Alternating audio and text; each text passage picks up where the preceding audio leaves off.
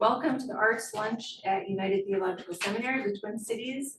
I'm Jennifer Oz Freeman. I'm the Associate Professor and Program Director of Theology and Arts at United, and very excited to have with us Professor and President Emeritus Extraordinaire Wilson Yates, the founding father of our tradition here of Theology and Arts at United.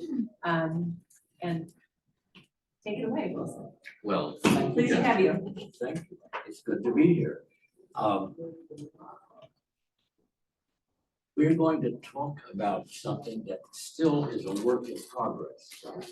I published some versions of it, but the reason we published another version is to correct what you didn't like finding in the earlier version, and that's the academic world. What I want to do is use a range of images in order to that we might talk about 5 different intersections between art and religion, or relationships between art and religion and theology, or indeed another way of casting it is roles that the arts play in the context of the religious world, the religious life. And today I'm going to do 5 of them. I've sometimes had 10, sometimes 3, and now we're at 5 and we're going on 6. And I'll talk about 6 in passing, but the 5 will allow you to see what I'm trying to do. And I hope that what I'm doing would be an accessible tool for you in your own work. I am delighted to have you stop me on a point and we talk about that. And I'm very glad to see that I have people sitting in front of me and people sitting up above me on the screen. Yeah, and just as loud as you can for our Louder? Zoomers. Yeah. Okay. Yeah. So,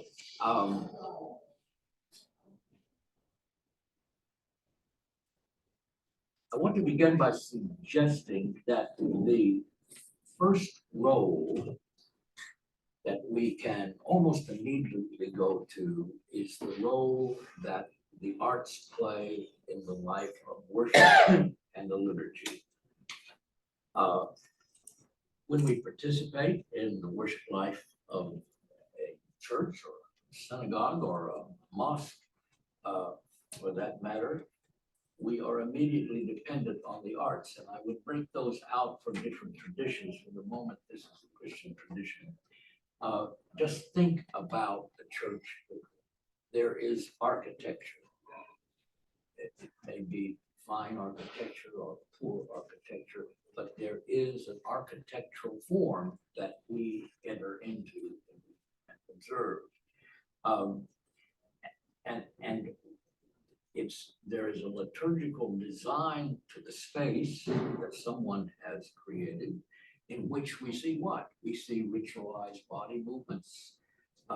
We see the fabric arts, usually. We see carving, stained glass, or painting. We indeed have drama and culture, poetry, and story, and the plethora of visual images.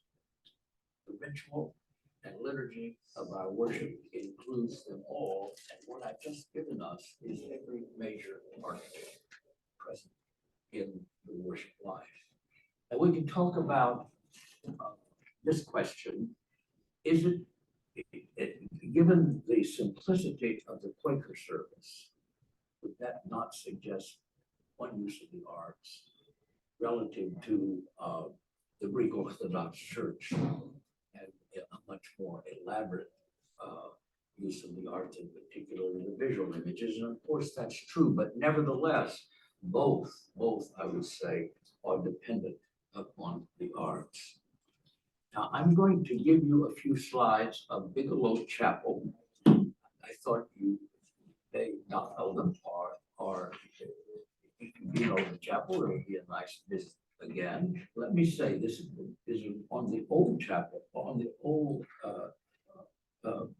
grounds, the old United, and The school that bought our school made very clear that they wanted to protect the architectural form of the building. And from what I hear, they still have architects coming who want to see it as well as other people.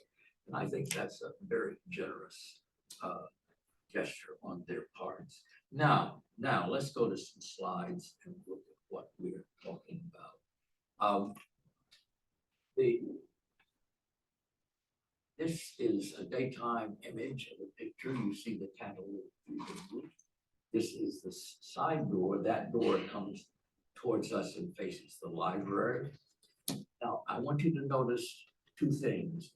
You see inside the windows, the curved wooden forms. We'll get closer later. And then you see the tower itself.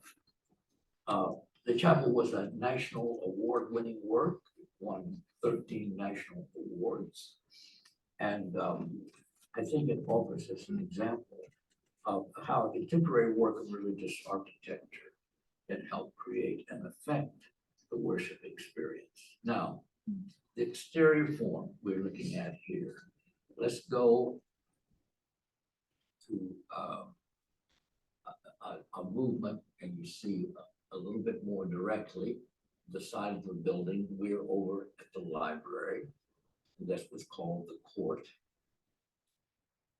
And now we go to the front. This was the entrance. Now you see the windows over here on the east side of the building. Well, I like to think that they are a deliberate gesture to Jerusalem. And there's an old history about how the church was placed so that it faced Jerusalem in a certain way. This is our windows. Here is the entrance, and you see above it the tower, which is a rather powerful tower with two different slabs of work interrelating with each other. We're going to go now to the tower itself. And what I want to do is, there is our meditation garden. And those were small plants. They later grew and were large. The benches allowed you to sit in space. And here are the fins on the west side of the building. And then you see the way. And then here again, we are outside. Now I'm going to take you inside. Let me make a theological comment about outside. Somehow a building, I think, needs to deal with God. And a way of dealing with God is by saying we can talk about the transcendent God, the God of mystery, the God beyond God, as Tillich said, the God beyond anything that our imagination can conceive. That is the transcendent God. And the power of the tower is that it expresses but points to the transcendence of God. On the other hand, when we go inside, we have an entirely different form. And I think we achieved here some sense of the immanence of God, the presence of God, perhaps the nurturing and loving character of God, the God that in some fashion we say we know something about by way of reason or by way of revelation. But here we are in the inside. These panels that curve helped get the awards because it just hadn't been done. And here the architects are seated. That the chairs removable. Here is the community table actually, and there was a lectern and a pulpit. Now let's move on. Here you see a different angle, And you see the cross up here, it's embedded inside the stone. It invites you in, if you will. And then to simply pick up some images from inside the building.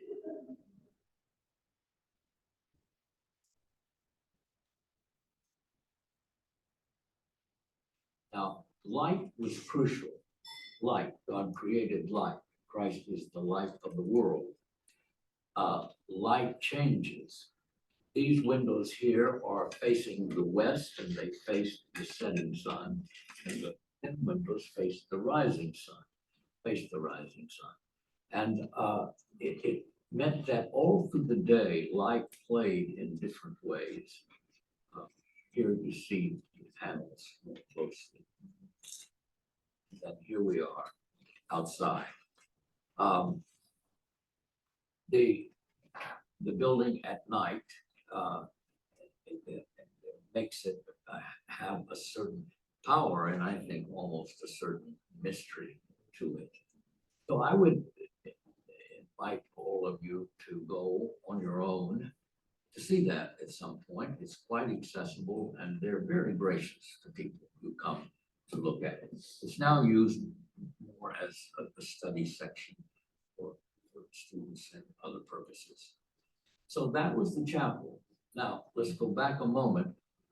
The chapel, it's the architecture itself, I want to accent, created a theology. The tower, the inner side of the inner world of the chapel.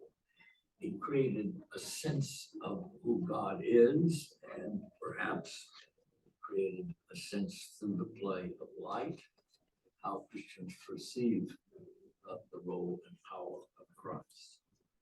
It's a modern building, and it's a rather simple form of architecture, although a very complex building. So the point I'm making is simply that the architecture itself is given to us in gives to us a certain theological understanding and perhaps experience. But a church building and its architecture is only one form of art that touches the worshiper's spirituality. For a host of artistic forms and expressions will fill the building in preparation for the worship itself, including liturgical design itself, the way chairs are organized, where the table is put, the lectern, the pulpit, and in relationship to the windows or to the walls. So now I want to just comment on what I think would be easily understood by all of us.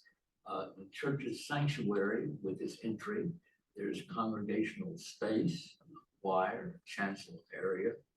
If we as a community gathered to worship, and I come back to where I started, we would see the minister with most likely a robe and stole with paraments on the communion table and the pulpit, at least in some traditions. And they would be all forms of fabric art. There would be the rudiments of dance in the congregation's acts of standing, sitting, folding of hands, bowing of heads, all performed in unison. I once was talking to a church group, and I said, every major art form is there, and that does include dance. And there was this man who said to me, no, we don't have dance in the church. Maybe we ought to, but we don't have dance in the church. And that's where I had an enjoyable, perhaps sinful moment of saying, but you see, when I walk into the church where I worship, I sit down in my pew. Interestingly enough, I do not want anybody to have gotten in my pew either. And so I try to arrive early. That's why we need confession. And then I sit down and I say, we sit down and we do it in an orderly way. And we stand up, we all stand up together. And then we bow our heads, and our Episcopal friends, just one block up the road, they kneel. And we cross our hands in certain ways, and we open our hands in different ways. And he said, okay, that's stretching the point of dance, but still, I'll buy it, or something to that effect. Well, dance, a choreography of body movement is what makes it have some relationship to dance. There's the community singing of hymns, and there certainly are the literary arts. In the hearing of stories from the Hebrew scriptures or the Christian gospels, the hearing of poetry from the opening lines of scriptures to the Psalms, through the book of Revelation. We would see the craft arts we can see in the forms of metal, wood, pottery. We'd see the visual arts in abstract and representational images in the art, in the windows and on the wall, and in works of sculpture. And by worshiping, we would engage in a drama. And I think that's important. What takes place once we're called to worship is a drama. It's theater, if you will, in the good sense of that word. If we go back even to early human life, but let us go back to the Greek period. We gathered in the grand, what am I trying to say? Amphitheater, and the drama was played out, and we participated in it. Kierkegaard once said that we are the actors and God is the audience. We usually think about it the other way around. So all worship of whatever religious tradition to some degree is a reenactment of the religious story, and integral to the reenactment is the use of the arts. Now, what I've just spent time doing is saying the obvious. Though, interestingly enough, when we started this work in theology of the arts, it wasn't so obvious. If I can go back to the 1980s, was it? I published a book, and the book was a study of theological schools and their treatment of the arts. Now, the book surveyed we surveyed 134 seminaries. That was the number willing to go with us. But wonderfully, it included everything from Quaker to Orthodox from evangelical to Unitarian Universalist. So we did have our sample. And what we discovered was that what do you think would be the most dominant art form that taught now in a theological school? Music. Music. It's music. And That's right. Preaching. this is what we want. This is what we have. Amy says preaching. Well, that's right. But the point is, more schools treated music. And I'm not sure whether we have a course in music or not. But anyway, it's certainly understandable because Protestantism is, and we did other seminaries, but Protestantism is born on the sounds of hymns. Just think about Watts, the English hymn writer, and the Wesleys as hymn writers. And so there was music. And what was the last major art form? Well, it would be dance, although there were some seminaries that didn't deal with modern dance. But it was the visual arts. Now we're talking about a seminary treating in an explicit way through programs and courses in art form. The visual arts came in more or less at the end. Drama at the time I was doing this had something of a heyday. There was a lot of interest in theater and in drama. And there was a time we had a student who was a chaplain at the Guthrie Theater. It was a special program that we created with the Guthrie. The Guthrie needed a chaplain because they had particularly young actors who needed some guidance, some office, some person. And so one of our students served as the chaplain at the Guthrie as well. And it went to two students for about 4 years. Well, so much for worship. Maybe we've covered it. But now a second role art plays is in our spiritual life is through its embodiment and its presentation of the history of the church. There was a time when historians thought that data about church periods was what was written down. And the discovery of people such as Jennifer's teacher, Robin, and now others, is that the visual image can be a means of understanding even more deeply at times what the life of the Christian was like and what the life of the church was like.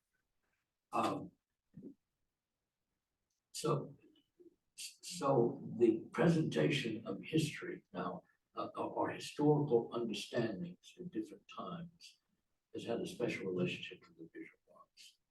You could say that a painting by the 14th century icon painter Rublev, or a Negro spiritual, or stained glasses in Chartres, or the architecture of a New England village church. We could go on. The poetry of Watts, a Mozart Requiem, a Messiaen musical composition for Mass, a Rembrandt Christ figure, a Mary Oliver poem. All of those have been created at a certain moment in history, and they give us, consequently, an understanding of that moment in history.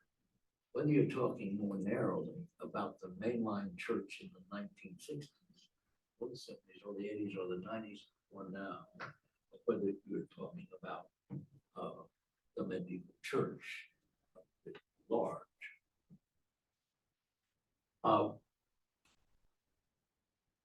I want to go to an image, and I'm going to jump over Giotto. Let's not jump over Giotto. Giotto, I did a fair amount of work on Giotto with the balance of my own linguistic abilities. And this is Giotto's St. Francis. But why is Giotto important in terms of the historical shifts in the church? Because Giotto stands on a precipice between the medieval, the late medieval, and the early Renaissance. And consequently, we get in him, in his work, elements of the medieval, but also breakthrough elements that were moving us forward into the early period of the Renaissance. So it's very exciting. For example, let's take St. Francis, and I should have an image in here of St. Francis that was done by a medieval artist who would have had him rather thin and very little depth, no perspective or attempt at perspective. And here, what Giotto has done is given us a figure that stands in a landscape with movement of the body and with the suggestion of interacting with the birds, which of course was the great sermon to the birds that St. Francis did. But here was Giotto's Marian child. The baby is in swaddling clothes. The baby has a divine crown on his head. Below, this is John, Elizabeth, and over here is Joseph. Now, in medieval works, for the most part, there is no Joseph. There's only, well, at least in the medieval church, the Western church, there is no Joseph. Joseph begins to appear. What is happening is that there is a family that's being presented, not just two archetypal religious images. And so, yes, we have these wonderful angels in medieval fashion. And so we have a moment of the medieval, and yet a moment of the early Renaissance in almost a prophetic vein, because this is the slaughter of the innocents. Yes. Wilson, just before this one, why does John have the cross in his halo? I thought that was reserved for divinity. Well, I'm not, you mean right here, I'm not sure that's a cross. That is, It's the, well, it's the threefold thing. That's what I meant, yeah. And Joseph doesn't have it, Mary doesn't have it, Jesus has it, why would John? well, that's a good point. Might be Jesus depicted again being. Well, that's a good question, and I think we need to find an answer. I'm going to, that'll be my next major. Go right ahead, please. All right, I'll find an answer for it. The other one? No, I was gonna say, it's probably a picture in a picture. Oh, yeah. So this is the slaughter of the innocents, and I put it in because it is dramatic, and it is prophetic insofar as it finally is a judgment of what was done on the slaughter of the children. And it has its own power. These figures are dimensional. The ability to, if you go to the woman with her dead child, to express horror and emotions of despair, and over here holding her dead child.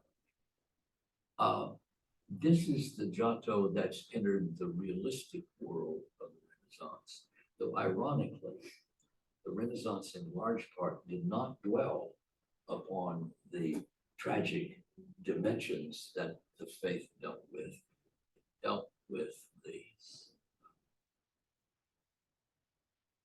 It dealt with the human form as ideal, and therefore in some way freed from that condition. That included indeed the crucifixion.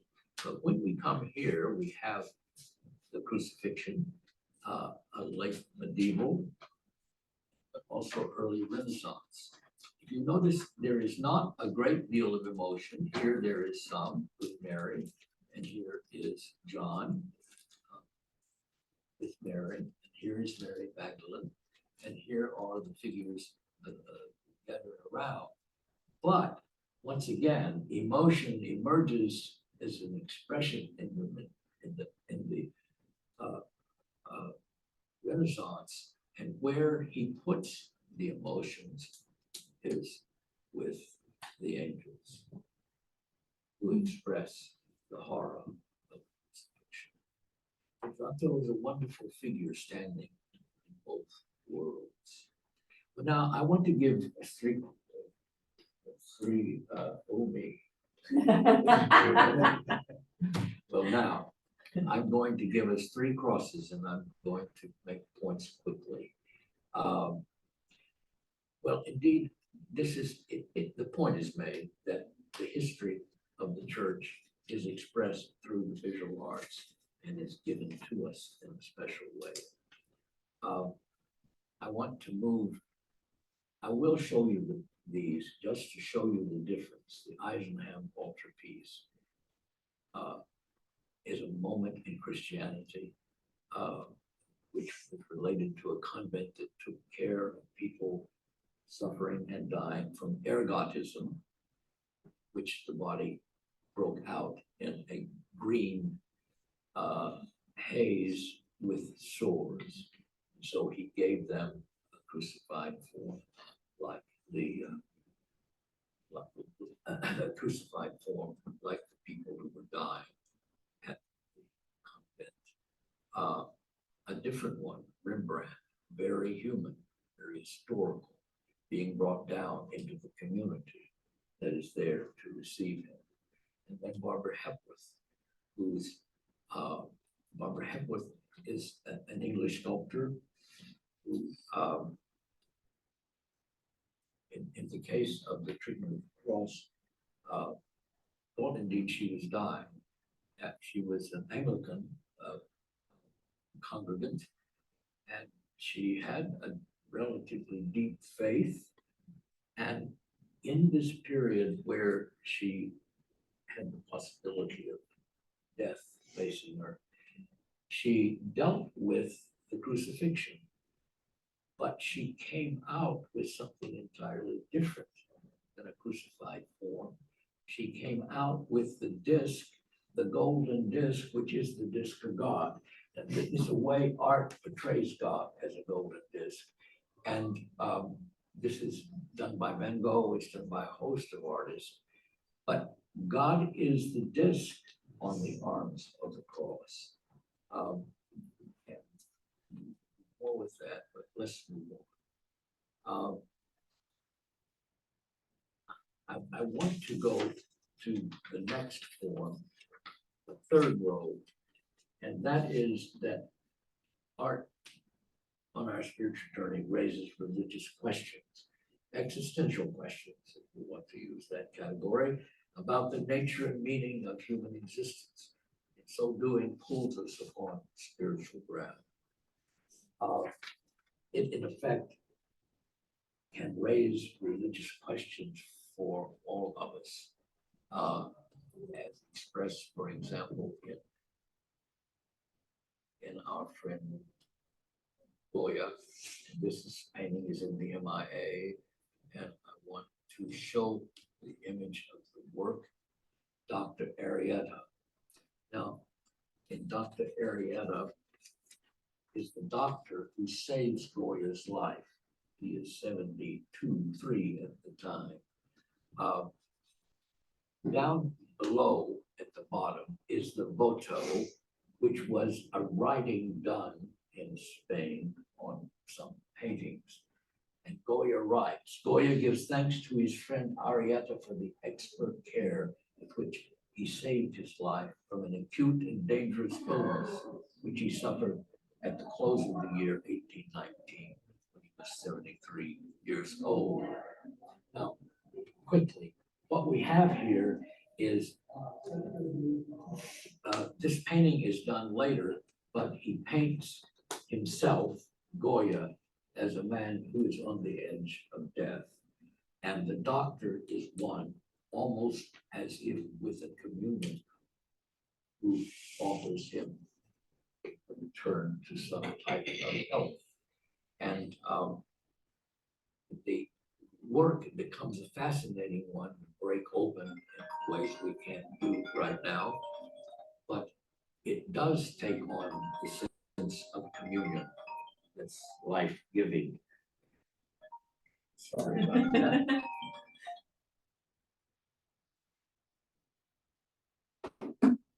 I do want to make one further point, though. While you see Dr. Arrieta and you see Goya, and you see him at the edge of death, here you have the images that portray death behind Dr. Arrieta and over here. And they are figures that appear in different works by Goya. But in this work, it was suggested that I was at the moment of life and death. Well, let me move to a work that suggests as prophetic art. This is by Marc Chagall. And Marc Chagall, the Jewish artist, Russian in origins, who later was in Paris and still later fled to this country against the backdrop of World War II. That's what this painting is about. If you see over on the right, this is Kristallnacht. This is the burning of the synagogue. You see thrown out the works. You see here the tablet, you see the chair, and it's difficult for us to see this because it's so small, but we can identify other objects, including the Torah. So the Nazis are burning the synagogue. The Jew, the wandering Jew, flees in this image. And here we have the rabbi with the Torah, fleeing with it. In this painting, painted in blue of the figure in blue, this is a sign that he's wearing, I am a Jew. That actually was inked out, but by his own choice. Here we have the invasion and the burning of the village and the soldiers coming. And an interesting thing about the elders, Chagall places a woman amongst the elders. That's his own statement of what should be. It becomes, in a sense, a prophetic work, I think, against what? You notice that Jesus has a Jewish prayer shawl. So who is Jesus on this cross? He's very much a Jew. And in many ways, it's a prophetic statement against German Christianity, or maybe Christianity writ large, that helped allow Nazism to emerge. Well, in other words, work in the MIA, this is a very complex work, but I wanted to suggest it was prophetic. It's too complex for our time. Let's move to Kathy Kollwitz. I have written various books and mainly essays, and the essay that is most important to me is the one I did on Kathy Kollwitz, and it's in this volume. If anyone has Kollwitz, you can find it here. And I think that's because of the personal side of it.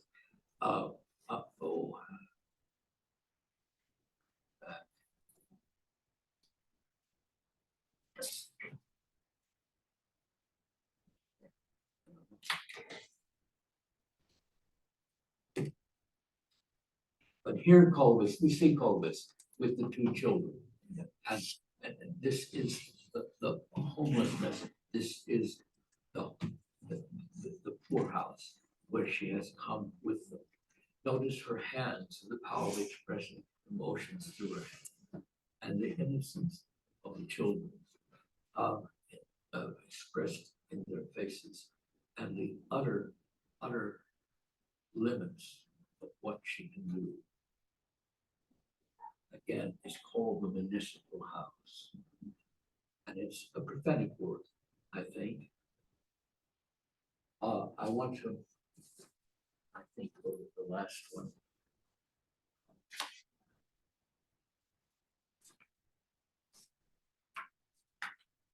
Well,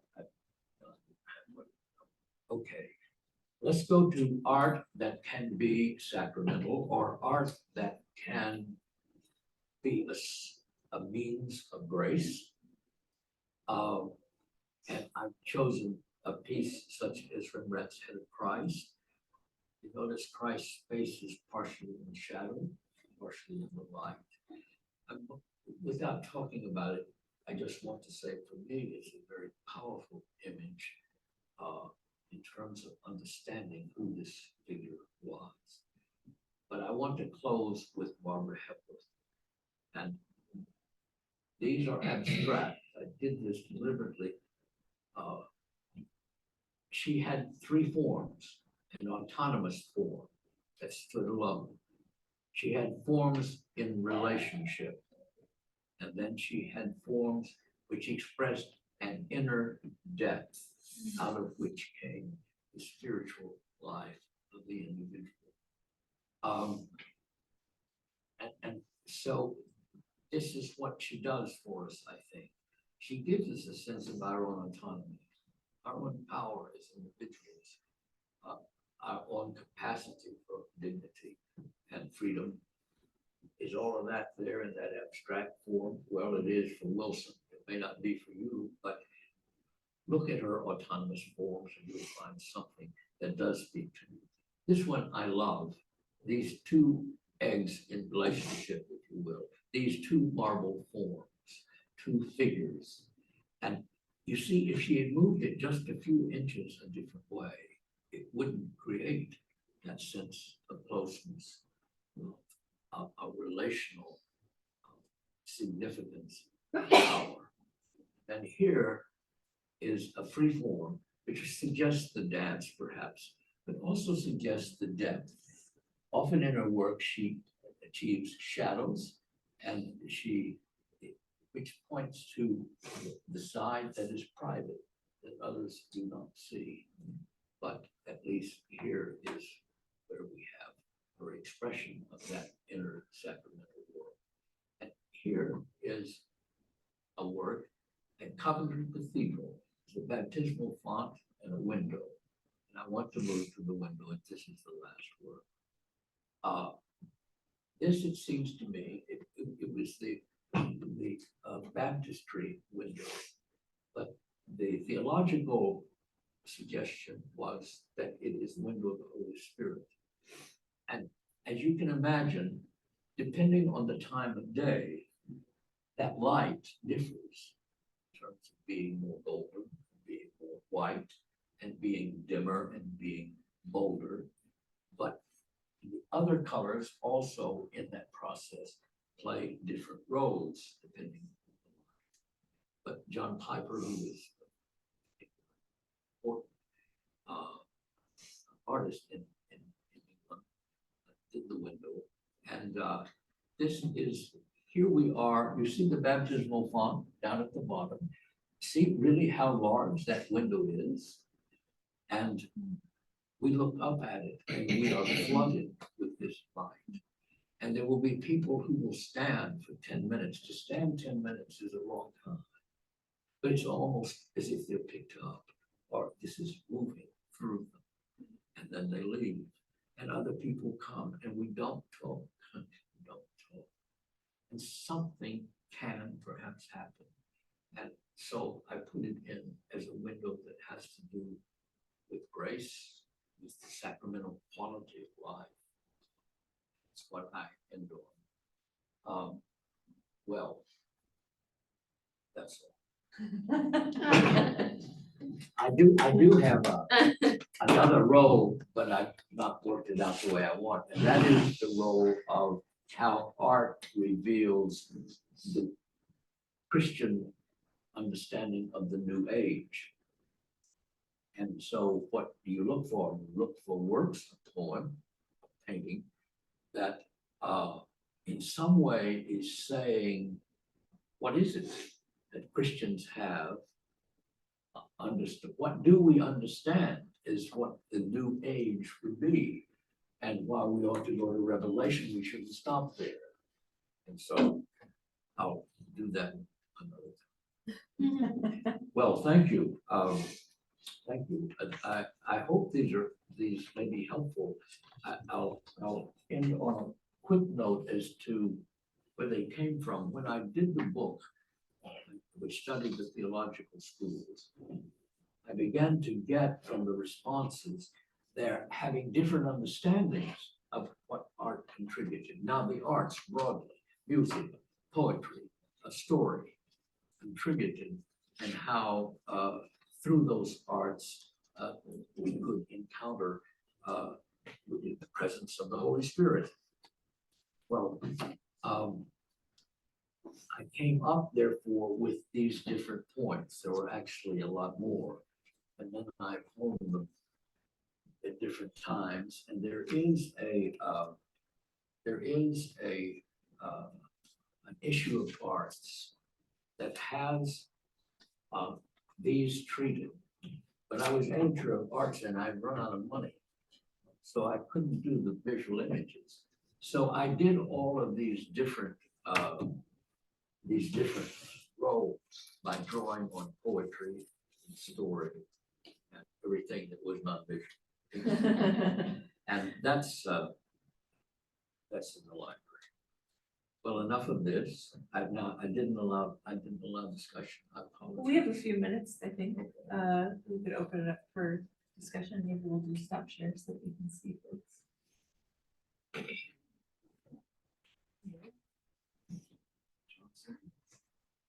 Where Jackson.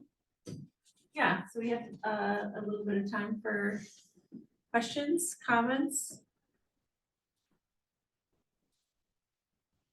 I feel certain that Cindy Beth has a comment. Well, I will just say I've heard this before a few times.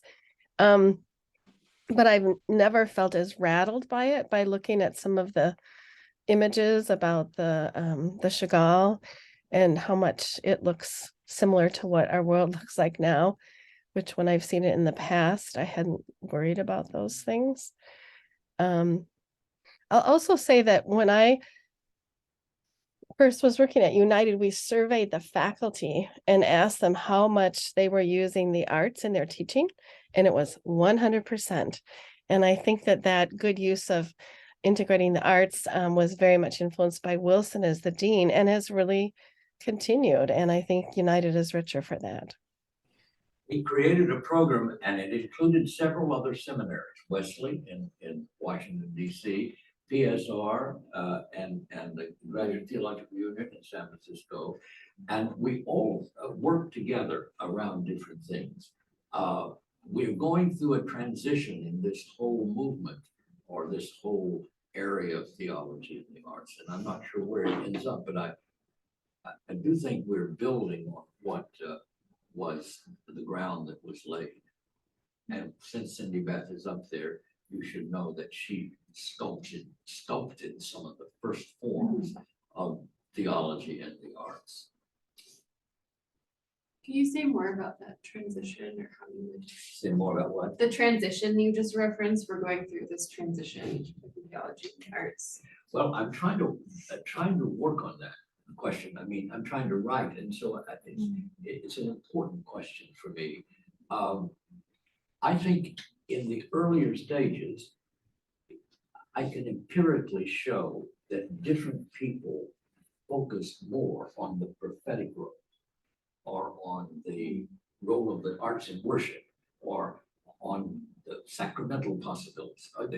They tended to work in where their imaginations were captured. And I see that continuing. I do see that, and this is what I think, we've come through a period where the prophetic role of art has been very important.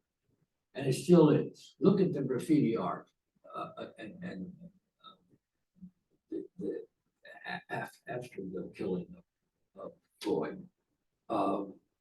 Some of it is scribbled, but some of it is good art, and it has a prophetic character.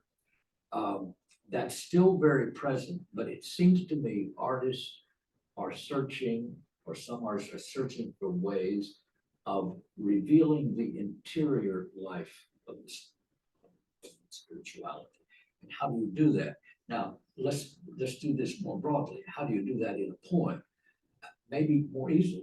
Mary Oliver did it more easily than someone in painting. But I think, on the other hand, in the visual arts, there is an effort to somehow capture that, and perhaps to capture it without going back to simply abstraction, where colors and can play wonderful roles in helping us identify feelings, stances, but nevertheless, doing it maybe more with representational forms. I see more art that's interested in religion that is using representational forms that are historically drawn from history. One of the interesting things about the arts, about the people doing the visual arts, they tended to fixate, that's a poor word, they tended to focus on what? On the primary characters of the drama, Mary and Jesus writ large, and one often wondered some of these painters ever read the rest of the Bible. Michelangelo gave us a powerful image of figures from the Old Testament. Why is someone, who did Jeremiah? It was Rembrandt. You look at Jeremiah and you read Jeremiah and you think this artist moved inside the book of Jeremiah, and Rembrandt pulls it off. Why doesn't someone read Rembrandt and use Rembrandt as a way in? So I would say we still are rather narrow as far as we're using the iconography of the Jewish, the Christian faith, the Muslim faith. The Buddhist faith plays a role in here.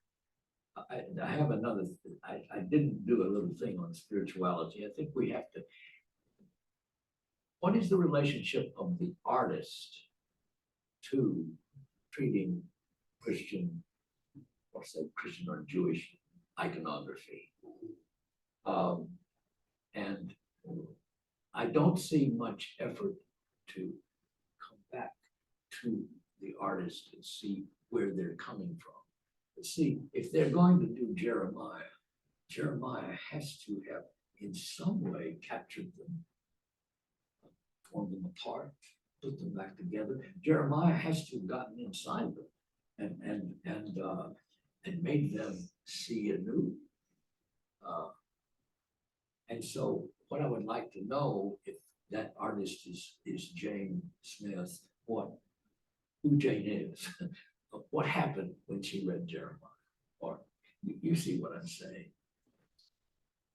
Yes. Do you think that there is a distinction to be made between like sacred or religious? Do you find all art to be sacred and religious, or are there bounds and? No, I don't. I think art can be very good, but it doesn't necessarily point us or invite us into that spiritual briar patch that we sometimes live in. That's a statement that can be debated, but simply because an artist paints something and calls it religious, we've got to have some bridges made. Now, what makes a work sacred? Mhm. You are the artist, and you paint or draw or write poetry or a novel, or you compose music, whatever it is. You say, this is sacred music, this is sacred art I'm doing or I'm trying to do. Now, the other half of the puzzle is the person viewing it. And it has to do something. It has to capture them. Now, if it doesn't capture them, is it not sacred art? Well, I wouldn't agree with that. I think the artist can claim this is sacred art for these reasons. And a person can claim it's not for these reasons, but we have a dialogue. And one of the things I think very important in treating art is that there has to be a dialogue that goes on between the artist and the one seeing the art. And it's out of the dialogue that we finally can say there's spiritual power here, or there's religious power here. So which puts me on the limb, because what I'm saying is just because the artist says it's sacred art doesn't quite wash.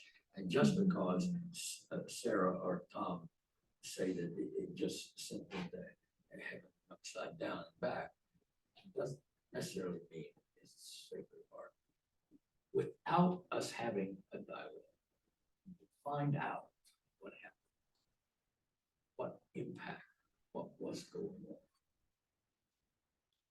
We don't view art ex nihilo, out of nothing.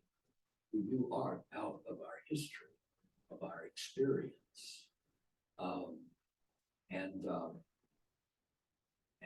we bring that experience to the act of interpretation.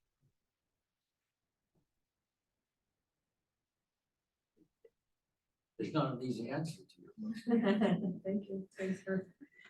Thanks for trying. I'm gonna work on that a little bit. Next time, maybe I can.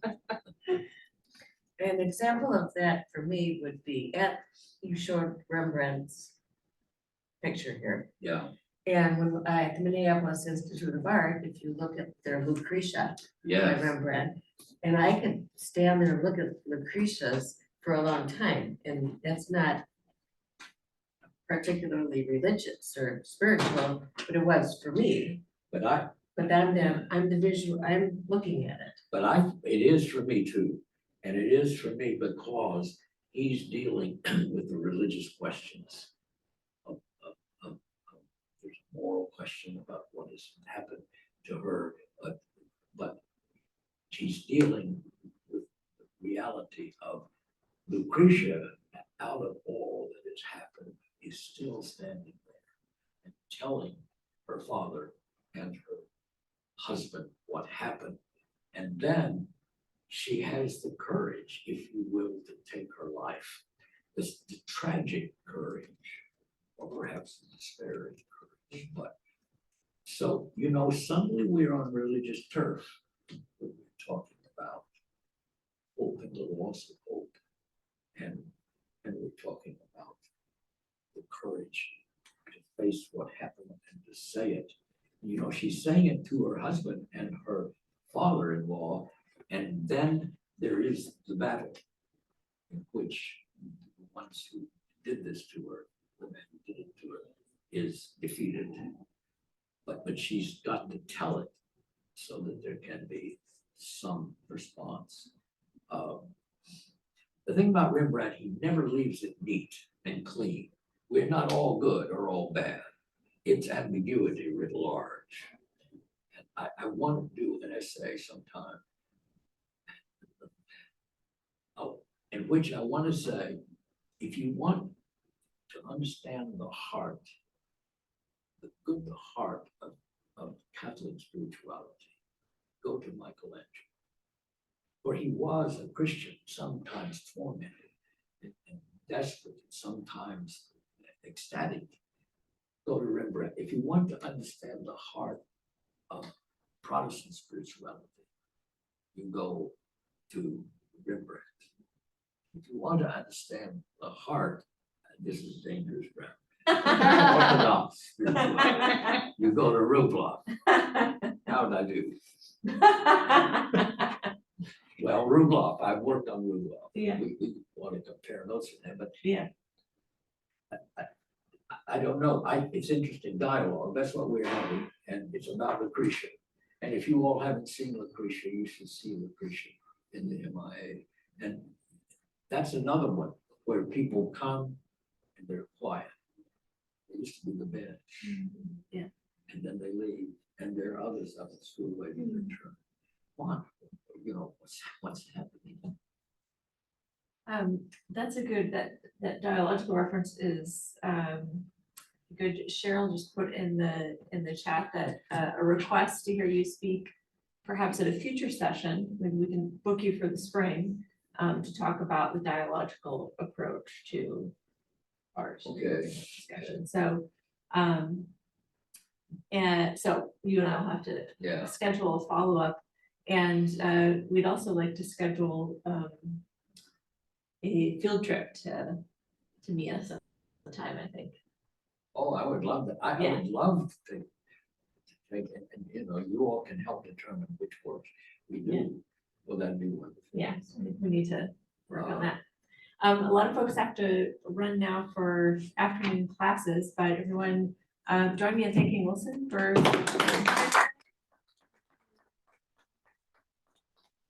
Grateful for you and I look forward to the next conversation. Well, next time I'll clean up the act. And ripple a little bit better. It's always nice to see other art historians who are as greedy with images as I am. So. Oh.